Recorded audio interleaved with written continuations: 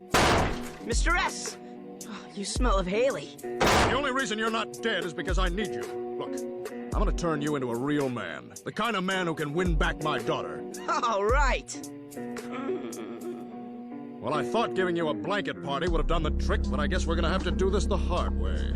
A man punched Stan so hard that his jaw dislocated. The doctor kept tapping Stan's jawbone repeatedly to put it back in place. After that, Stan put on a jaw brace, but his mind was completely occupied with hamburgers, so he headed straight for a burger joint, took down the hamburger sign from the wall, and told the staff he wanted the style shown in the photo. The staff tried to dissuade him, but Stan wouldn't budge. Having no choice, the staff had to make the hamburger Stan asked for. The new hamburger was ready soon, but because of the brace, Stan couldn't open his mouth to eat it. Bystanders gathered around to watch him try, but Stan was at a loss. Then the customers started to leave. Stan stopped them, gave a hard push, and the screws of the brace soon loosened. In the next second, the screws seriously injured a customer. Stan kept trying to open his mouth, one after another. The loose screws knocked the colas out of the customer's hands and even hit the ceiling lights and broke them. Finally, Stan took his first bite of the hamburger, and everyone around him clapped and cheered. But the next moment, Stan clutched his jaw and collapsed to the ground in pain. When Stan opened his eyes again, the doctor was scolding him for the incident. Francine immediately got into an argument with the doctor. Stan tried to step in, but the doctor mistakenly thought his jaw had dislocated again, so he kept hitting Stan's jaw. It turned out that the burger joint where Haley worked had developed a new type of hamburger, and Stan had specially brought Francine to try it. While waiting in line, Francine noticed a man nearby playing music loudly, so she immediately threw a cola bottle at him. The man picked up the cola bottle from the ground to retaliate. Stan hurried to intervene but was knocked to the ground with a punch from the man. First, Stan gets used as a skateboard. Then he's tied to a spinning chair, and that's just the warm-up. After endless torture, Jack builds up a head of steam with a run-up, then clocks him so hard he knocks Stan cold. They're up the stairs! For the love of God, you got the oranges up the stairs! Just earlier, Stan had seen how wimpy Steve was and totally flipped his lid. He cooked up a plan quick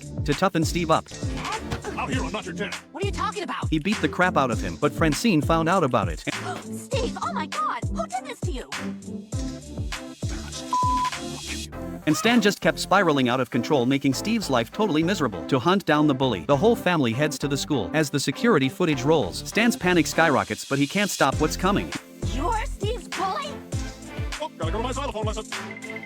Luckily, he manages to book it. To protect Steve, Francine decides to step in. Flashback to her younger days, and she's dead sure she can handle this. But Steve's weakness is way worse than she thought. Later, Steve disguises himself as an old man, but it still doesn't stop Stan. In front of the entire school, Stan's about to yank down his son's underwear until Steve calls in backup. Suddenly, Stan's the one getting bullied. Everyone watches as Stan takes the beating, and after a brutal blow to the head, he finally comes to his senses. But man, does he pay a steep price for it? Stan's face got sliced off in a fight, and the guy who did it started impersonating him soon after. To keep Francine happy, Stan had signed up for all kinds of fancy wellness treatments, even checking into a hospital. The anesthesia knocked him out cold, but he jolted awake. Terrified, his face was gone, and he looked like a total monster. Worse yet, he'd lost his voice too. Good morning, alleyway!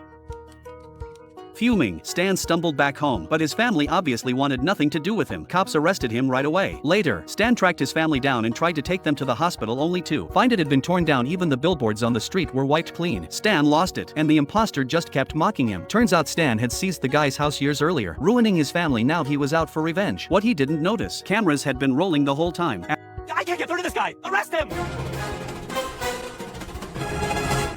After watching the footage, Tuttle believes Stan, but by then, Stan's family was in mortal danger. The imposter planned to turn them into monsters too. Using his memory, Stan raced to the docks and arrived just in the nick of time. The two went at it, and thanks to his agent training, Stan took the guy down easy.